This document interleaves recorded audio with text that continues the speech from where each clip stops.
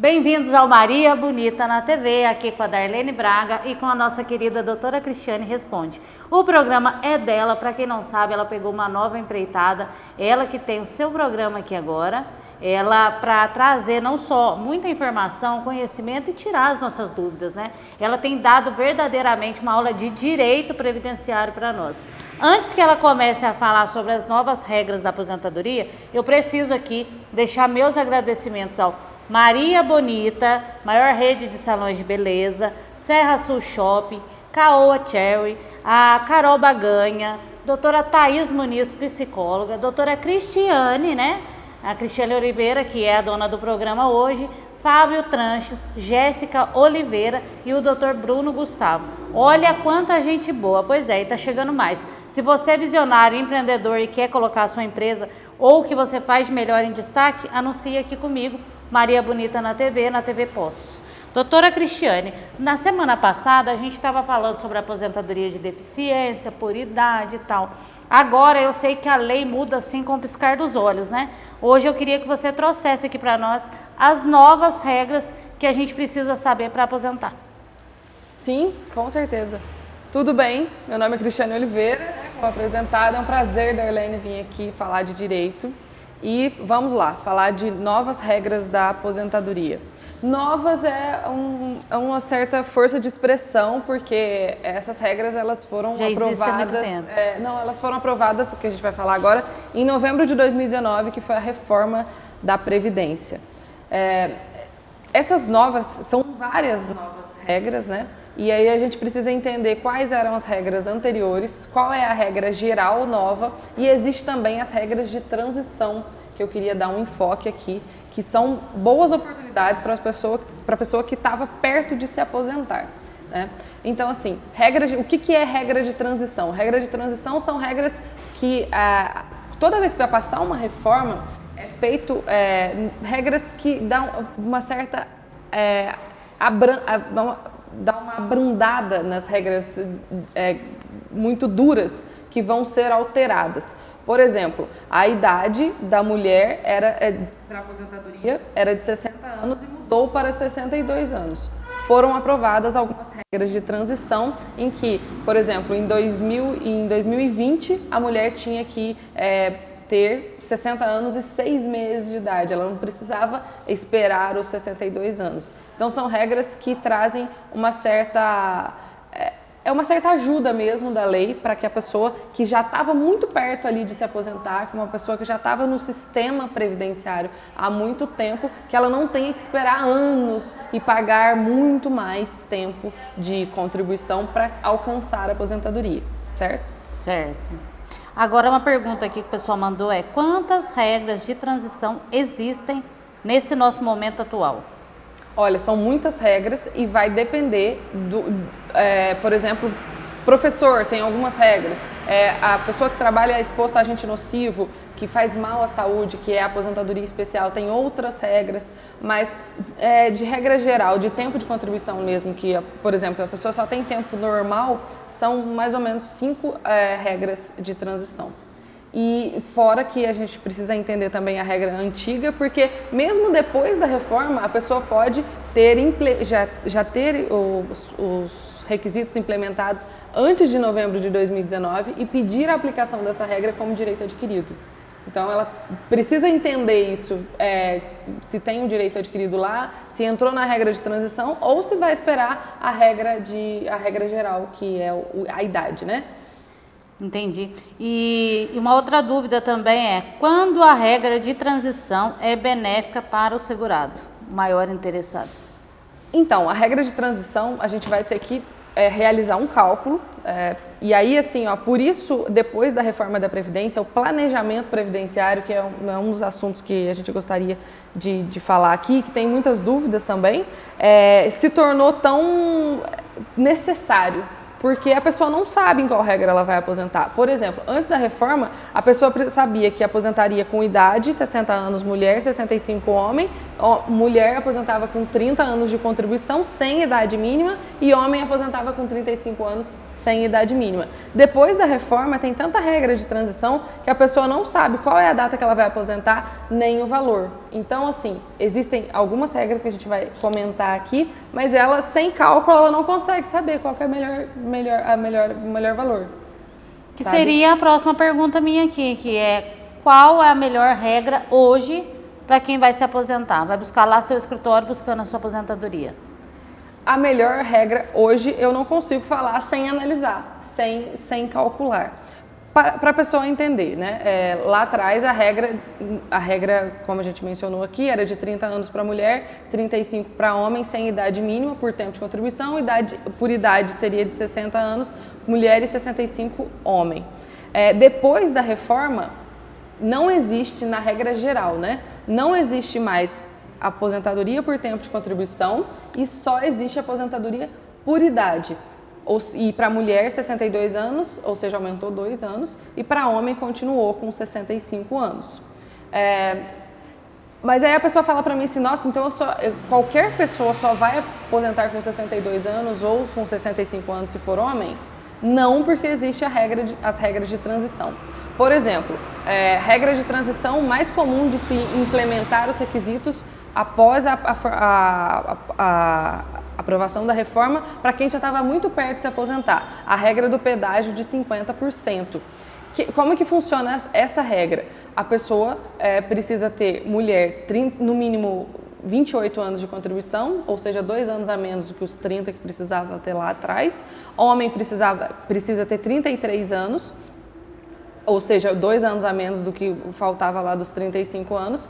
E ela vai ter que pagar 50% do pedágio, ou seja, se faltavam 2 anos para ela aposentar, ela tem que pagar mais 1, ou seja, ao invés de ter que trabalhar mais 2 anos, ela tem que trabalhar mais 3.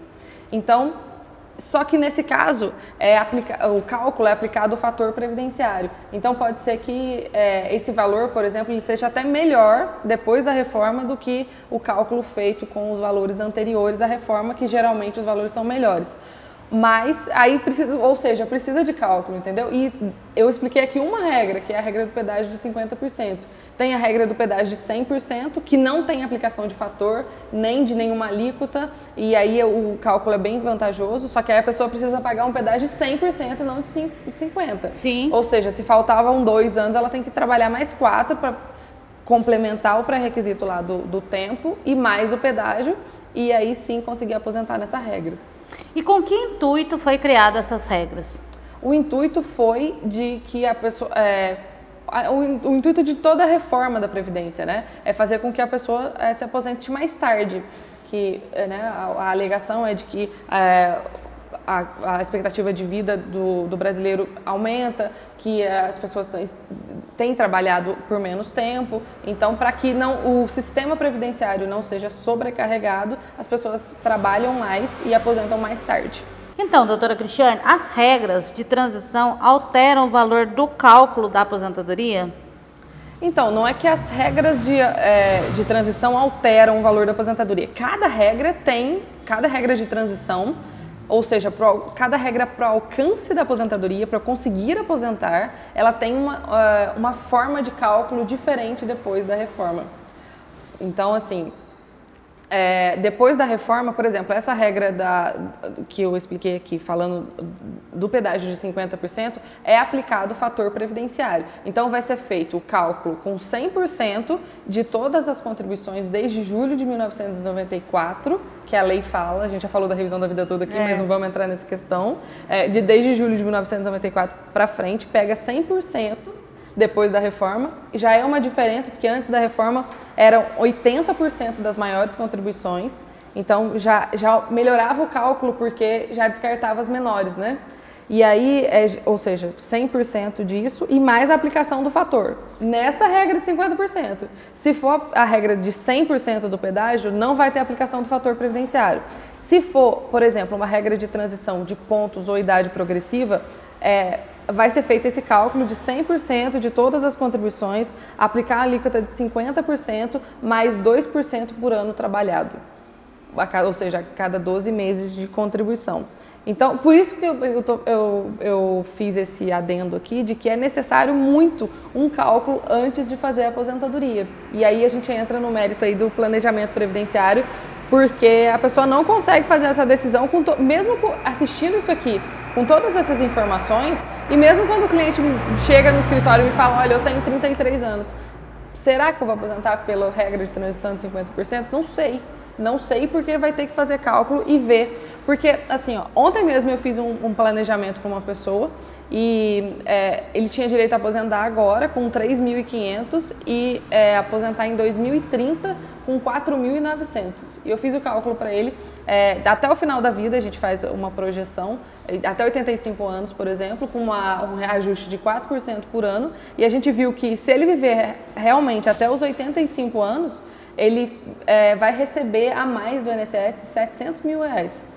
Então é melhor ele aposentar, na regra, esperar até 2030 e aposentar com mais do que ele aposentar agora com 3.500 e receber. E a diferença desses benefícios não vai fazer, de 2023 até 2030 não vai fazer tanta diferença, né? Ou seja, ele vai receber mais se ele aposentar lá em 2030. Ai, Deus ajude que ele tenha saúde, né? Pra não perder essa, assim, né, é claro que a gente não sabe quando a pessoa vai morrer, óbvio que não. Exatamente. Mas essa projeção é para a pessoa conseguir decidir. Ter um norte, né? Ter um norte. Não, porque hoje, eu não me lembro a idade dele exatamente, mas eu acho que era 56 anos, alguma coisa. Mas ele sabe que ele vai viver um tempo ali, claro. Então ele sabe, ele consegue ter parâmetros para decidir. Entendeu? É isso aí, e agora a gente vai pro comercial, daqui a pouco a gente volta com mais Doutora Cristiane Responde.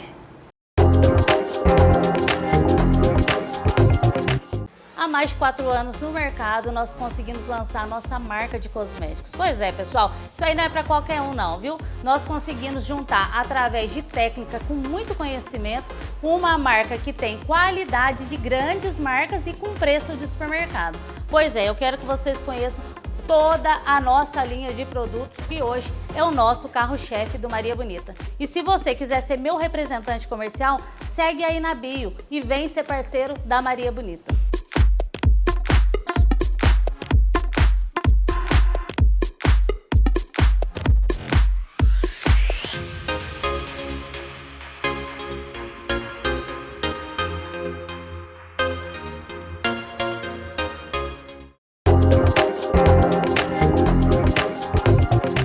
Voltamos aqui com a Maria Bonita na TV, que a doutora Cristiane Responde. Como eu sempre falo para vocês, segue lá nossos parceiros, venha ser um parceiro do nosso programa de TV, né? E trazendo aqui para o assunto que a gente estava falando sobre a aposentadoria, sobre as regras, né, de transição, chegou aqui para nós na caixinha de perguntas se essas regras são boas para todo mundo.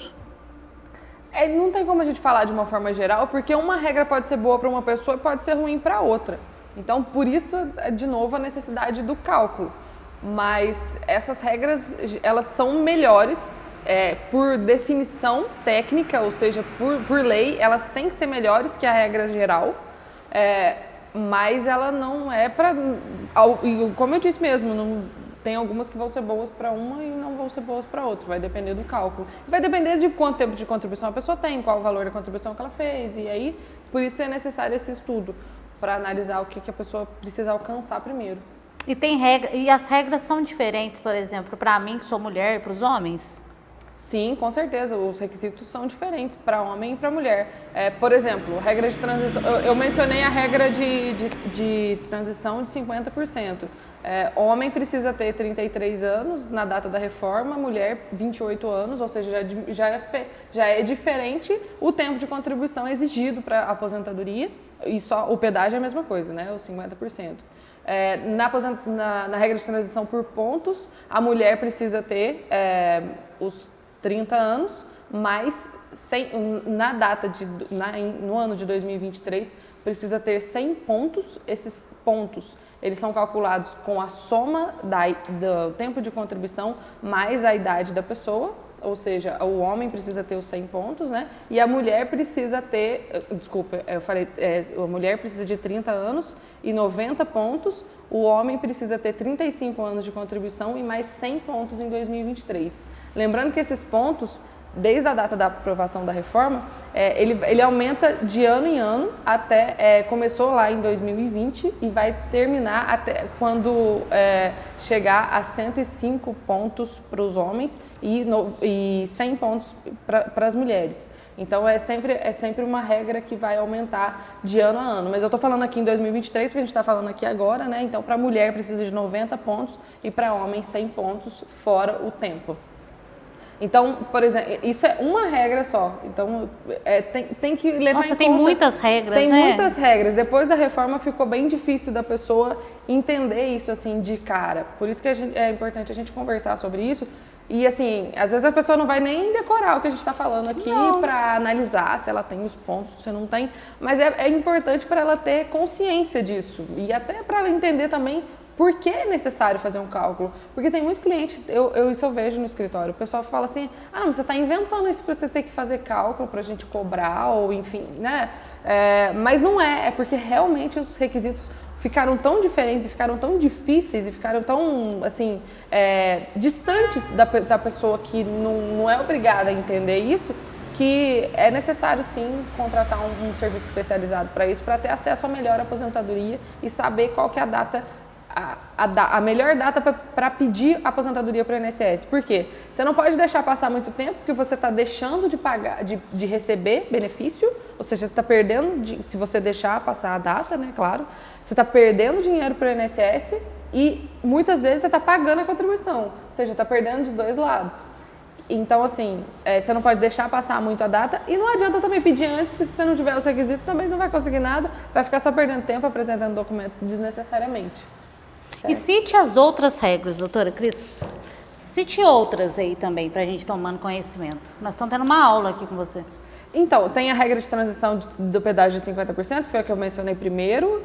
A regra de transição do 100%, que é uma regra muito vantajosa, comparando com a regra anterior à reforma, em relação a cálculo, o melhor cálculo, mas nem sempre vai ser o melhor para a pessoa, vai ter que fazer o cálculo de toda forma. Que precisa pagar o pedágio de 100%, a regra de transição dos pontos, que eu falei aqui agora, que precisa de 90 pontos para mulher, 100 pontos para homem, 30 anos de contribuição para mulher e 35 para homem, a regra da idade progressiva, que ela vai aumentando com o tempo também, e em 2023 a mulher precisa de ter 58 anos e o homem de 63 anos, e... deixa eu lembrar outra aqui. Sim, são essas regras e mais a análise da regra de direito adquirido e mais a regra do geral mesmo, né? Para avaliar se falta muito tempo para chegar lá nos 62 anos ou nos 65 anos. Então a pessoa, quando ela tiver já com intenção de está buscando essa linhagem aí de buscar aposentadoria, ela tem já que juntar seus comprovantes, juntar seus documentos, né, Cris? E dar entrada nesse processo aí com você. E é um processo geralmente demorado de conseguir o benefício? Isso vai depender de qual prova a pessoa precisa produzir, qual tipo de processo que por exemplo. Porque tem muitos processos, por exemplo, se a pessoa entrou, aí a gente viu que ela já tinha 35 anos antes da data da reforma, porque a gente está utilizando algum tempo especial, por exemplo. Ela tinha 10 anos lá trabalhado como frentista, um exemplo, uma hipótese. E aí esses 10 anos transformados em tempo especial, fazendo essa conversão, se for um homem, ele ganha 40% a mais de tempo, ou seja, de 10 anos passou para 14. E aí, com esses 4 anos ganhos pela conversão, ele alcança os 35 anos antes da reforma. Mas isso é um cálculo. Para eu provar tudo isso, eu tenho que entrar com processo, eu tenho que apresentar, eu tenho que fazer um requerimento para a empresa que ele trabalhava, por exemplo, para a empresa me apresentar todos os formulários, que é o LTCAT e o PPP, para comprovar a exposição aos agentes nocivos, né, os agentes cancerígenos ali. Tem várias situações ali que ele está exposto a agente que faz mal para a saúde. Então, assim, tudo isso leva tempo. A gente precisa fazer o requerimento para a empresa às vezes não apresenta a documentação para a gente. A gente tem que entrar com ação. A gente tem que entrar com uma ação trabalhista primeiro, antes de entrar com ação contra o INSS, para que ele seja obrigado a só apresentar o formulário. Aí depois, com o formulário, a gente entra com ação contra o INSS e aí sim vai ter o prazo para o INSS contestar, ou seja, fazer a defesa, a gente vai impugnar e aí depois disso é que vai sair uma sentença determinando que aquele tempo é reconhecido como especial e determinando a conversão. E aí sim é que o INSS começa a pagar a aposentadoria. Mas nesse tempo aí, desse processo todo que eu mencionei, às vezes vai 1 ano, 2 anos. Isso que eu ia te falar, nesse trâmite para ter a resposta do INSS, deve demorar, né? Porque o sistema é muita gente também, né? Para o sistema acontecer, né, Cris? É bom você ter falado isso, porque assim, às vezes a pessoa fala assim, o tempo do INSS, não é não é necessariamente só o tempo do INSS, porque a gente faz o pedido para o INSS, eu preciso, por exemplo, ter apresentado esse LTCAT, esse PPP lá. E aí eu não tinha esse documento, eu tive que entrar primeiro com a ação trabalhista, conseguir esse documento, fazer o pedido para o INSS, aí eu apresentei esses documentos. O INSS tem um prazo de 90 dias para me dar essa resposta, se ele vai conceder o benefício ou se ele não vai conceder. Muitas vezes é muito comum do INSS não dar isso em 90 dias. Aí a gente tem que entrar com mandado de segurança, ou seja, entrar com uma ação para obrigar o INSS a me dar a resposta. Aí ele vai lá e indefere o benefício. Aí eu tenho que entrar com outra ação judicial para que o juiz determine, analise o mérito mesmo da questão, se estava exposto a agente nocivo, se é especial ou se não é especial. E aí o que eu quero dizer não é só o tempo do INSS, porque é o tempo dessas ações também. Porque se eu entrar lá e não apresentar nenhum documento e esperar o INSS me dar a resposta, ele vai me dar uma resposta daqui 9 meses e vai falar que não. Vai negar, né? Entendeu? Então, assim, é o tempo de todas essas ações que são ações estratégicas mesmo para conseguir chegar no ponto final mesmo, que é a concessão do benefício que a pessoa tem direito. Vamos lá, doutora. Então, a gente está conversando, está tirando todas as dúvidas sobre essas novas regras. Tem uma agora, qual que foi a mais recente que você se atualizou, que tenha chegado até você? Ou não? Essas regras, elas foram criadas todas de uma vez? Essas regras... Porque a justiça muda, né? Por isso que eu tô perguntando. Sim, não. É porque assim, você falou assim, que você atualizou e que existe. Essas regras, elas foram alteradas na reforma da Previdência. Sim. É claro que tem diferença de entendimento, as teses vão mudando, o entendimento, enfim, a gente vai conseguindo alterar também.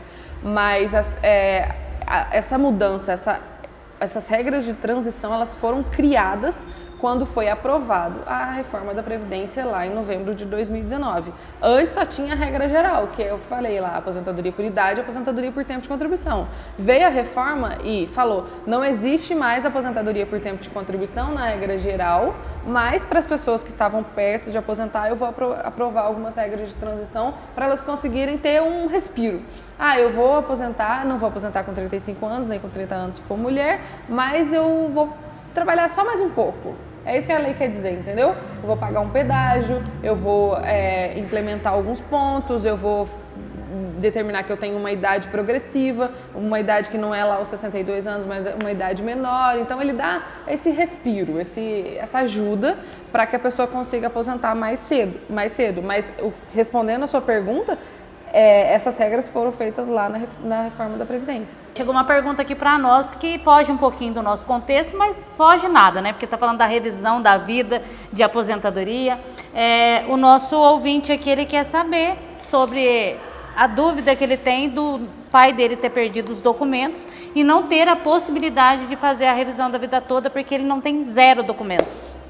Essa questão de documento, ela vai valer para o planejamento previdenciário, para as regras de transição, para as novas regras, porque a pessoa precisa comprovar o tempo de contribuição, ela precisa comprovar a idade, então ela vai ter, sempre ela vai ter esses problemas.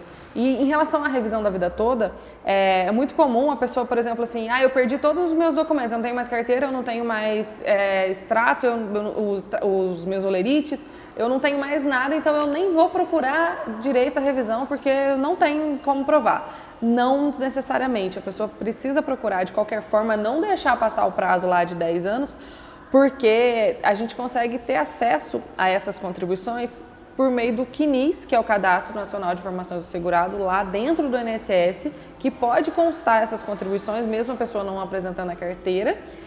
A gente pode, por exemplo, buscar o extrato analítico de FGTS da época que a pessoa trabalhou e com os valores de depósito feito lá pelo FGTS, a gente faz uma regra de 3 ali e consegue comprovar qual foi a contribuição feita na época. Então, por exemplo, assim, uma competência de, sei lá, janeiro de 88. Pela contribuição, a gente sabe que é 8%, então aquele valor correspondente ali à regra de 3 que a gente vai fazer é a contribuição e o INSS aceita isso. Outra possibilidade é a busca da RAIS, né, que é um documento que é como se fosse um CNIS mesmo, mas é dentro do Ministério do Trabalho. A pessoa tira esse extrato e essa contribuição, esse documento ele vai comprovar qual foi a contribuição feita na época. Então, ou seja, eu estou só dando exemplos para a pessoa ver que ela não precisou apresentar nenhuma carteira, nenhum olerite e eu consegui, com acesso, por exemplo, a senha do gov.br, lá do meu INSS, ter acesso ao CNIS, ter acesso à RAIS. E aí, é claro, a gente vai pedir para ela ir lá na agência da Caixa Econômica, pedir o extrato de FGTS e a gente vai conseguir fazer a ação do mesmo jeito. Não é um impedimento ter perdido a carteira de trabalho para poder fazer a revisão e até, por exemplo, assim, às vezes a pessoa menciona a empresa que o meu pai, não sei se é a pessoa exatamente, mas a empresa que o meu pai trabalhou está fechada, eu não tenho como pedir os olerites ou pedir uma relação de salário de contribuição. A empresa não precisa estar aberta para que eu tenha acesso à RAIS, que ela fez ela transferiu essa informação de quanto a pessoa ganhava para o Ministério do Trabalho enquanto ela estava aberta. Então, eu tenho acesso à informação da mesma forma. Gostaram, então, pessoal? Pois é, acabou mais um programa aqui com a doutora Cris Responde. Ela vai deixar aí as suas redes sociais e se você tiver mais dúvida, segue lá, viu? Maria Bonita na TV fica por aqui. Um grande beijo para vocês e fiquem com Deus. Então, pessoal, eu convido todo mundo a seguir o meu Instagram, @oliveiremarquesadvocacia, @cristianeoliveira.nss e também lá no YouTube, Oliveira e Marques Advocacia, Facebook também, Oliveira e Marques Advocacia. A gente faz uma produção de conteúdo bem interessante e dinâmica, assim, falando, né, sem juridiquês, que a gente acha que isso é um impedimento para que a pessoa tenha acesso aos direitos efetivamente. E também o TikTok, tá lá, @Rainha da Aposentadoria. Convido todo mundo para seguir e acompanhar tudo que a gente posta. Gostaram? Pois é, acabou mais um programa aqui com a doutora Responde, mas a semana que vem tem mais com novos temas. Segue aí Maria Bonita na TV e todos os meus grandes parceiros que mantêm esse programa de pé. Quer ser meu parceiro? Vem para Maria Bonita, TV Postos HD. Beijo para vocês.